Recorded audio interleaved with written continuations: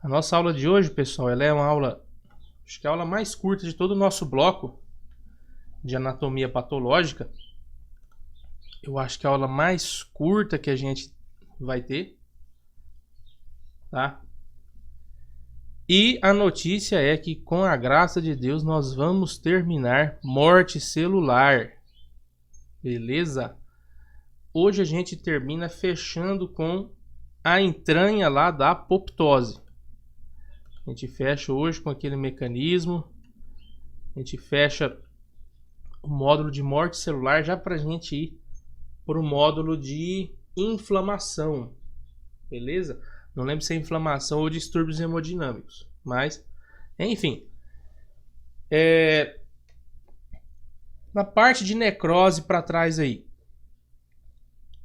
Vão me dando um feedback. Como que tá? Foi tranquilo? Foi muito conteúdo? Conseguiram entender de boa? É um pouquinho extenso, mas deu para sintetizar tranquilo? Falem agora ou calem-se para sempre, como diz o padre. De boa, né? Beleza. Então hoje a gente fecha com a parte de apoptose, tá? Apoptose, como a gente já viu bastante, aquela morte celular entre aspas, autoinduzida, né? Onde a célula ela tende ali a vencer o seu prazo de validade, né? A grosso modo, onde ela é programada para aquilo ali, para a sua autodestruição mesmo. Mas a gente vai ver como que funciona esse mecanismo por trás aí, né? Tendo em vista que essa morte celular ela é produzida, né? Ela é induzida ali por um programa, beleza? E ocorre ativação enzimática que vai degradar o próprio DNA da célula, beleza? Não só o próprio DNA, não só o próprio ácido desoxirribonucleico, né? Mas também todas as proteínas citoplasmáticas e também as proteínas nucleares. Então a célula meio que se implode devido a essa ativação enzimática, beleza? Mais uma vez, grifado aqui, deixei destacado, a apoptose ela pode ser fisiológica ou patológica, mas a apoptose ela não vem sozinha devido a um processo patológico, não é como a necrose, ela não ocorre, ela é induzida por um processo patológico, tá? Ela, entre aspas, aí, não é uma lesão, não é uma lesão celular que ela é parte de patologias, mas sim a patologia induz essa morte celular devido a um outro desequilíbrio, beleza? E não tem resposta inflamatória adjacente, não ocorre processo inflamatório quando se trata de apoptose. Você tem uma integridade de membrana total, beleza? A membrana ela não é degradada, ela é mantida na sua integridade total, beleza? Ao final do processo de apoptose, né, ocorre a fagocitose, beleza? Essa fagocitose, a gente fala ali, ocorre ao final do processo, tá? E são ali por corpos apoptóticos, beleza? Ou seja, quando a gente citar a fagocitose dentro da apoptose, ela ocorre no final do processo, beleza? Para falar em um termo mais claro, com respeito à fagocitose, a fagocitose ela seria um tipo de uma endocitose, tá? Uma endocitose que vem ali a partir do englobamento, né, de algumas partículas sólidas pela própria célula, tá? E também, geralmente, essas células elas emitem projeções plasmáticas, como é que era o nome?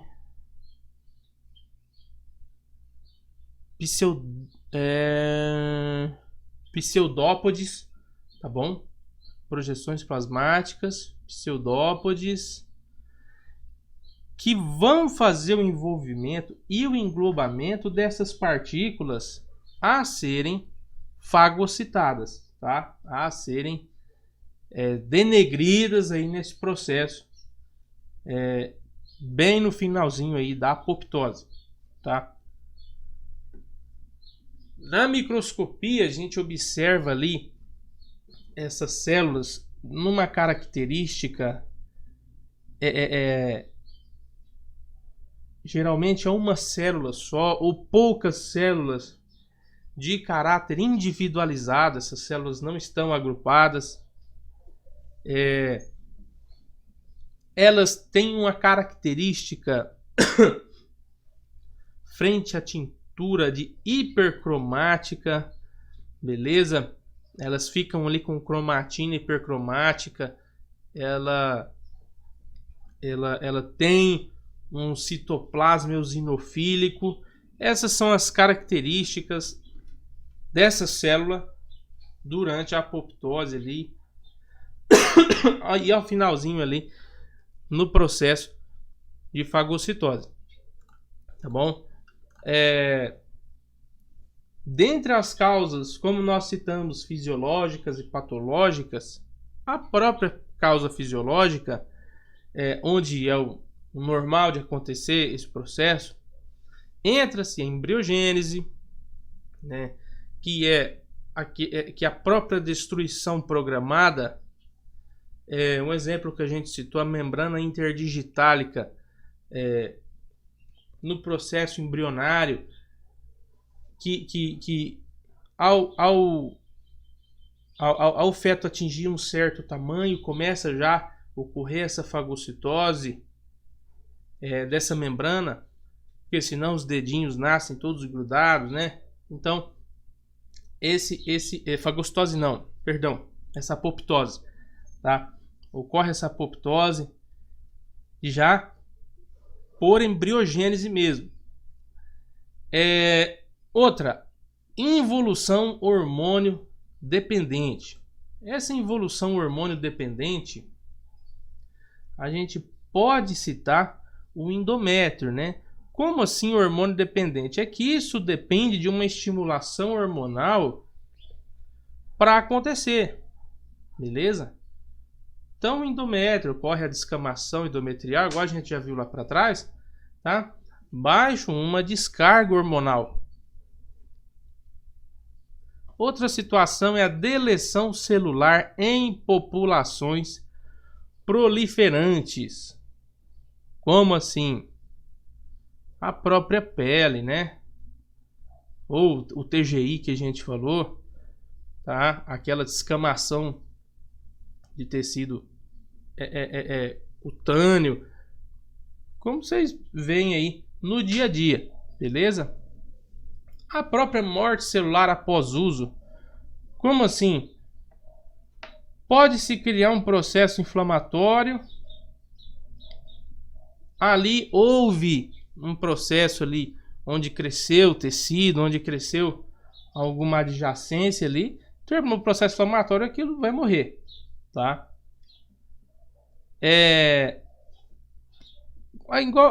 Aqui mesmo eu já falei, a de cima tá ligada na de baixo. A própria célula inflamatória no final do processo de inflamação, beleza? E outra situação dentro das causas fisiológicas de apoptose é a eliminação de linfócitos autorreativos, tá? Esse linfócito, ele não precisa de uma outra ligação, não precisa de uma outra adjacência ali para ser ativado, tá? Então ele é autorreativo. Vamos lá. Algumas das causas patológicas. Geralmente, falando dessas causas patológicas, as células, falamos ali de células não viáveis, né? Ou células alteradas ao seu ponto de vista genético, ou células que são lesadas de modo irreversível. Doutor, mas isso daqui não é necrose? Necrose, ela vem sobre um estímulo direto, né? Uma lesão direta, onde você danifica o núcleo celular, o DNA celular, devido a uma causa externa. Isso daqui é uma indução através de uma patologia, beleza? Ou através de alguma alteração. Pode ser medicamentosa, pode ser por algum tipo de droga, alguma coisa. Exemplo da lesão do próprio DNA celular, tá? A lesão do próprio DNA celular, ela pode acontecer desde a exposição prolongada a altas descargas de radiação. Então você começa a ter uma distorção da carga de DNA da célula, tá? Ou até mesmo o uso de drogas citotóxicas, tá? Isso pode ocasionar também uma apoptose celular como causa patológica também. Essas drogas, né, citotóxicas aí, nós temos vários exemplos, tá? Um exemplo de droga citotóxica que a gente pode citar são medicações utilizadas no próprio tratamento de câncer, né? No próprio tratamento oncológico. O tratamento oncológico, ele visa o quê? Ele visa matar a célula cancerígena, né? Então eu tenho ali um certo tipo de medicação que ele entra em contato com a célula e faz aquela distorção do DNA da célula para matar aquele tipo de célula. Beleza? Então, esse é o tipo de lesão ocasionada por drogas citotóxicas, tá? Vamos lá.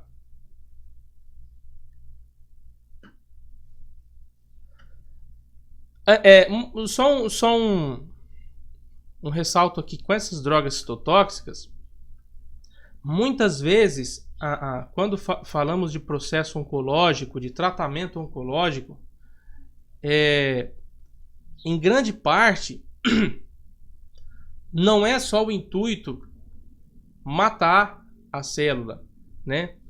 Destruir a célula, mas muitas das vezes o foco aqui é pelo menos inibir a proliferação celular, tá? Às vezes não pode matar a célula, mas freia aquela replicação celular ali desenfreada, tá? As infecções, né, principalmente infecções virais, são infecções que podem induzir a célula à apoptose. Um dos exemplos aqui que a gente tem é o HIV. O acúmulo de proteínas que são mal formadas, tá? Aqui eu falo de proteína específica, tá? Ou mal dobradas, né? Que sofreram mutações aí por N motivos, podem induzir minha célula a sofrer esse processo de apoptose.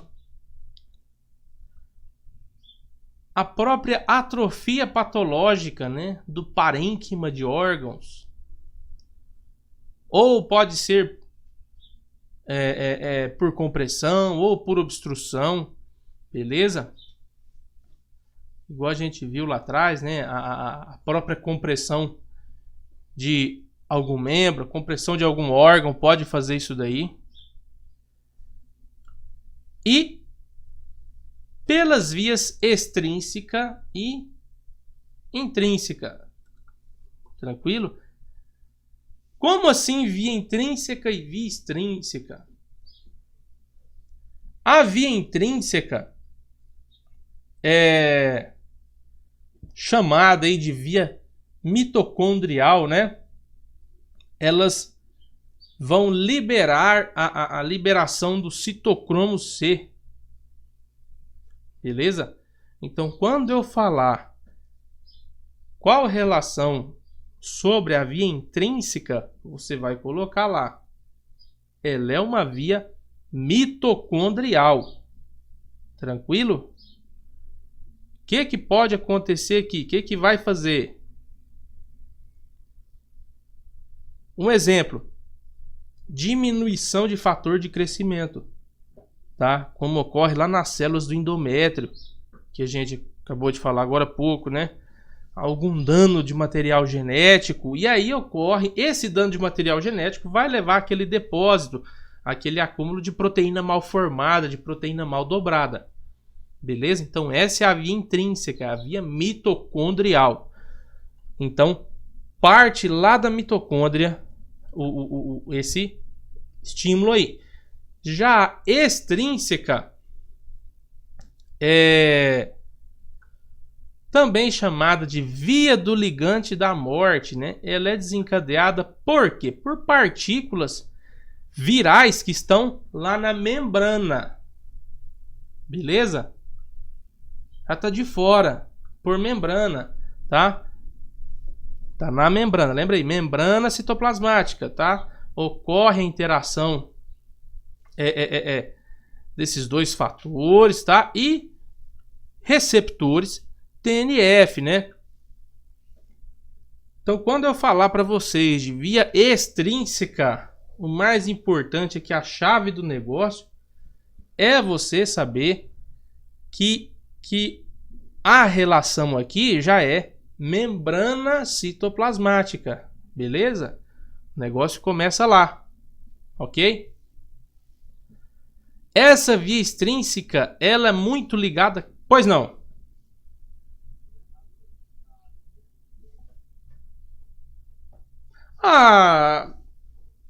Eu acho que não. No livro só fala intrínseca e extrínseca, né? Mas também eu acho que não tá errado falar interno e externo, não, porque acaba que tem um fundamento também. Não sei. Tá? Não sei te responder isso daí. Vou até dar uma pesquisada depois. Você me acender uma lanterna se eu posso falar desse jeito. Vou perguntar para um amigo meu biomédico, cara. O cara é especialista em patologia.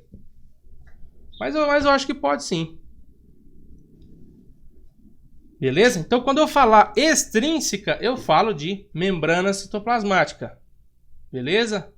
Eu já estou falando ali da exposição a um fator que vem lá de fora. Exemplo, o próprio vírus, a infecção viral. Tá? Em qualquer via ocorre a ativação das caspases. Beleza?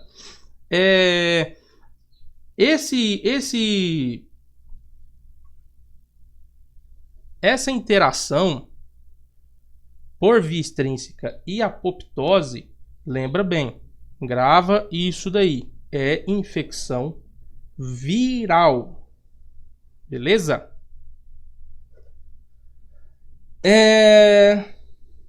Vamos lá. Em qualquer via ocorre, né, a ativação das caspases, né? As caspases são aí um grupo proteico, um grupo de proteínas que são baseadas em cisteína, e essas caspases elas vão fazer, elas são ali um derivado, né? Podemos dizer assim, um substrato de uma função molecular, tá? Então é um grupo proteico baseado em cisteína e enzimas. Beleza? Lembra que é por uma degradação, por uma ativação enzimática, né? Tem que ter uma interação de enzima, uma interação enzimática para ocorrer a apoptose, tá? Então, quando eu falar dessa caspase, você sabe que é um grupo proteico enzimático. Beleza? Então, em qualquer via tem ativação desse grupo proteico enzimático, com a indução de endonuclease, que a gente viu lá atrás, faz a quebra do citoesqueleto e leva à formação do corpo apoptótico, tá? Esse corpo apoptótico vai ser fagocitado pelo macrófago, então não tem ruptura de membrana, apenas altera a conformação, porque o processo está ocorrendo todo dentro da célula, tá? Não é um dano de fora. E a morfologia, a gente observa uma célula diminuída, né? A gente observa uma cromatina que nessa situação condensada, né, tem formação de bolha citoplasmática, corpo apoptótico, né? Você observa ali resquícios de fagocitose, beleza? Ou seja, que nessa lâmina você observa aqui uma célula epidérmica, né? Durante uma reação autoimune. Você vê aqui que a célula está reduzidinha de tamanho, né? Ela tem o citoplasma eosinofílico, né? O núcleo está bem condensadinho e ela está bem sozinha, tá, né? Lembra que a gente falou lá que a pota está sozinha ou está bem individualizada, né? Já nessa lâmina B, né? Isso aqui já é uma lâmina de microscopia eletrônica. Você observa aqui essa célula cultivada que está já começando a sofrer apoptose. Beleza? Você observa aqui alguns núcleos já a terminologia fala crescentes periféricos, né? Já ocorrendo aquela degradação interna, né? Você observa que cromatina compactada, uniformemente densos, né? Então é bem característica, beleza? Aqui a gente já observa a formação de bolhas, né? Nessa lâmina C, aquela formação de bolhas que vem depois lá, a formação de corpos apoptóticos e tal que a gente falou ali atrás, beleza? Então você já começa a ver esse processo evolutivo, tá? Beleza, pessoal? Alguma dúvida?